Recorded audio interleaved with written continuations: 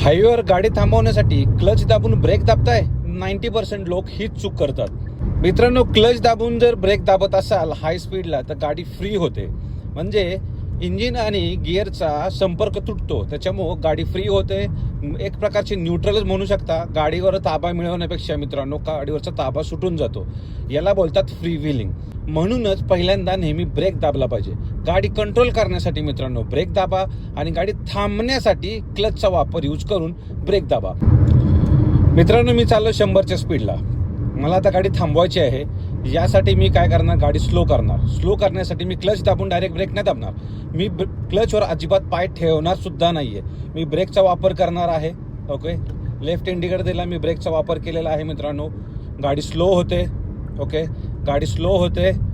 ठराविक स्पीड नंतर मी क्लच दाबणार, परत डाऊनशिफ्ट करणार, परत क्लच सोडणार आणि एक मित्रांनो गाडी स्टॉप होण्याच्या अगोदर म्हणजे 20च्या स्पीडच्या आसपास मी मित्रांनो क्लच दाबून पूर्णपणे ब्रेक दाबणार आहे। तर अशा प्रकारे मित्रांनो क्लच आणि ब्रेकचा वापर करायचे। 30च्या स्पीड येतोपर्यंत तुम्हाला नेहमी ब्रेकचा वापर करायचा, क्लचचा वापर नाही करायचा।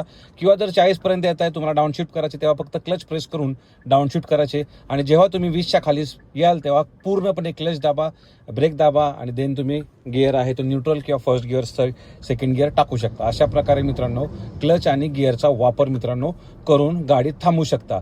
मला बरेच लोक म्हणतील पॅनिक ब्रेकिंग मध्ये सुशील एवढा वेळच मिळत नाही।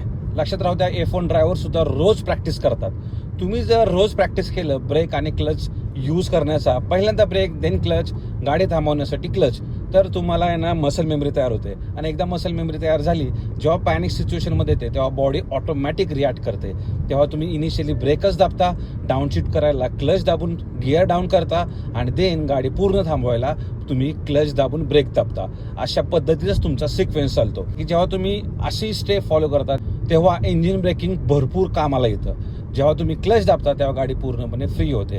जर अशा प्रकारे स्टेप्स जर फॉलो कराल तर तुमचा कुठल्याही प्रकारे मित्रांनो ॲक्सिडेंट होणार नाही। मित्रांनो, सर्वांसोबत शेअर करा हा व्हिडिओ। धन्यवाद। जय महाराष्ट्र।